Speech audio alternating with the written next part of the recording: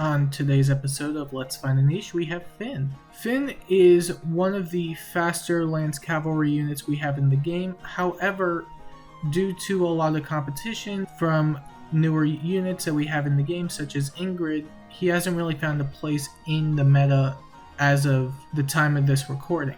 However, he does have a lot of potential thanks to his relatively balanced stat line minus his res stat, as that's going to be the dump stat most of the time, seeing as it's at a base of 18. However, if he were to be maxed out at plus 10 with plus 10 flowers, it would still be at a measly 24. However, because of his speed stat, that can be worked out in the end. Even so, it's not really the highest, and I wouldn't ever really recommend going up against magical foes, including dragons, as they are going to mess him up regardless. As such, it would be in his best interest to be worked as a player phase cavalry unit rather than something in the enemy phase, because he doesn't have the resistance stat to work with it. However, if you were to make him into a melee tank, that would be a whole different story. Let's just say for now, for Aether Raids purposes, we're going to focus on two builds that would complement him very well. First one being with its curtains on Astra season. Granted, you could really use this on either season for either Light or Astra. I personally took Astra because we have access to Reagan, which is just an easy 6th slot, as well as the fact that she grants attack, making heavy blade checks easier to proc, but you could go with either or. For this build, I went with its curtains, Gale Force, attack speed form, Wings of Mercy, attack smoke, and heavy blade 3. Gale Force is definitely going to be the go-to for this build because of its curtains, turning it into a 3 cooldown special, and because he isn't going to be the main Gale Forcer, he'll want to Wings of Mercy into combat. Heavy Blade 3 is there so he can proc Gale Force, especially against ranged foes, as they aren't going to be able to counterattack regardless. You have attack speed form, so he's more likely to double and get his Heavy Blade off, and once his Gale Force procs, he's able to get more leverage out of his proximity between his allies, as he'll be able to still get bonuses. And then attack smoke is just there to make heavy blade checks even easier to proc. It's a rather standard build for Wings of Mercy in. I don't remember how much attack speed form costs per se, but it's definitely a worthwhile skill if you could get it. Otherwise, you could try something like attack speed bond, or even Swift Sparrow 2 if you really want to try that. Since he'll be in the chain combat anyway, it doesn't really matter which. But it's rather standard for the most part. I may have displayed this type of build on my channel already, but it still works nonetheless if you want to use Finn in that regard. However, this is where the other build comes into consideration, where previously I mentioned that on the first build, the season doesn't really matter, but this one will matter more, mainly because of one decisive unit in the form of Plumeria. Plumeria is going to be a key role in Finn's success in this set because of how fast he is regularly with 34 speed with a Brave Lance. Before I go more into that, I should at least cover the set. We have Brave Lance plus Escutcheon, or however you pronounce it, Fort Defense Res 3, Lunge, Panic Smoke, and Deflect Melee. It's another set you've probably seen around the channel with my Conrad, and it usually works really well because he has low speed. And that's where we're going to get into this. Because of Plumeria's Sabotage speed and her high resistance, Finn is always going to get hit by Sabotage speed, meaning it's going to be easier for him to Brave Lance into his special and into Deflect Melee without doubling, which is very, very, very imperative. He's still not going to have the best time with dragons, for example, but even still, the -7 speed he'll get will allow him to tank even more from melee units that are relatively slow, meaning they can either get through Deflect Melee or deal too much damage to him, which is very, very important. You do not want Ninja Yari for this. You do not want to put him in Dark Season because there isn't anything that's debuffing him. Anima Season is definitely going to be the best for this set. And if you can get him in there, that would be the most important thing you could do.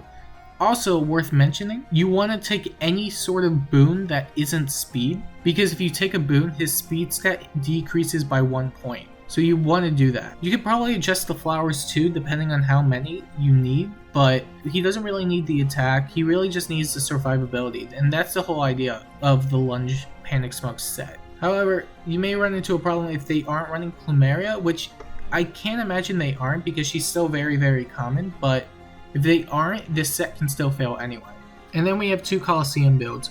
One if there was a blue dual cav skill, and then one for Arena Assault.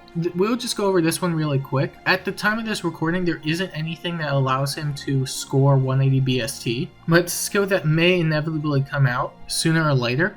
So if we were to have that set, we would run something like Spirited Spear with Ruptured Sky, Low Attack Speed, Joint Drive Attack, and Attack Defense Solo 3. You can realistically run any C slot, but I personally took Joint Drive Attack because not only is it 300 SP, which allows him to score really well, but it also increases his damage output with Ruptured Sky and Spirited Spear. Spirited Spear combos really well with Ruptured Sky because it's basically the huge fan effect where if he gets hit, then he's able to retaliate with Ruptured Sky every combat, which is really good. Attack Defense Solo is also really nice, so if you're going up against really hard hitting melee units, then it'll allow him to deal even more damage back to the foe and tank more. And he has really good speed too, so he can always double and deal more damage. However, this set is assuming we eventually get blue dual cav. And then the next set is basically just an Arena Assault check. Basically, for armor checking, you have Slaying Spear Plus, Moonbow, Fury 4, Low Attack Speed, Defense Smoke, and Death Blow. Basically, the Fury 4 is just to make him into a big stat ball of 42 defense, 43 speed, and 61 attack. Low Attack Speed is just so he can tank even more and then output even more damage if he doubles.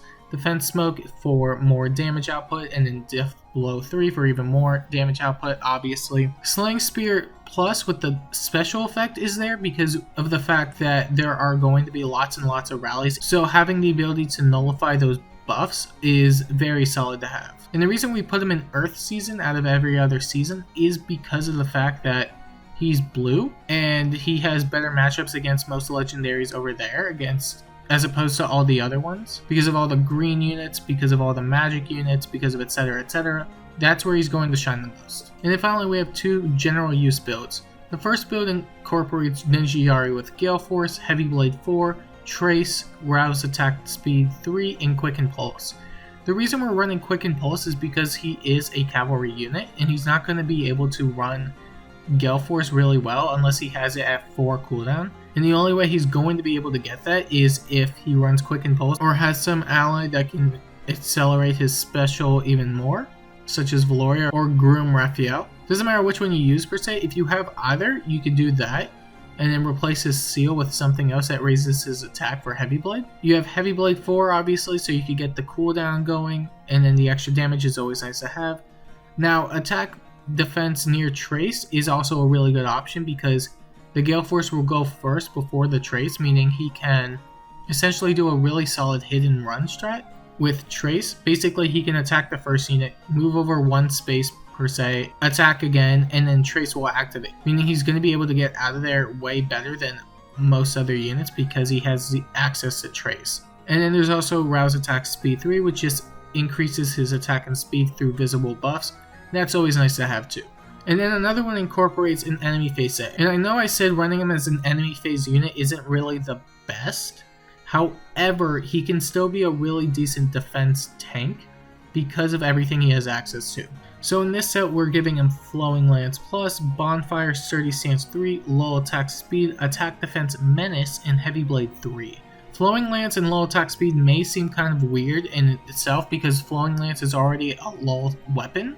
However, now that doesn't cover speed and it does stack, so it is worth considering, especially due to the fact that Cavs don't really have a lot of enemy phase skills, so you can always increase that speed by giving him low attack speed, which isn't bad by any means. Sturdy Stance 3 is there, obviously to increase his attack and defense, making him into a decent wall. And the reason we're running Attack Defense Menace is because it's a very, very solid threatened skill that he can use. He can decrease the attack of the foe and decrease the defense of the foe, which means his heavy blade checks are going to be easier to proc, and then he can increase his attack and defense. And speaking of which, because he is relatively fast, you can always run Heavy Blade 3 as a seal with Bonfire. So let's say the foe attacks, right? That becomes 2 cooldown Bonfire, and then you're fast enough to double. That becomes 0 cooldown, and then Bonfire. And that's the idea behind this. We're basically going to be taking advantage of his speed and his defense by incorporating a Heavy Blade seal with Flowing Lance and low attack speed, and then everything else that raises his attack and defense. And that's about it for Finn. Finn is a really decent unit, all things considered. I'm hoping he gets a really good weapon refine in the future.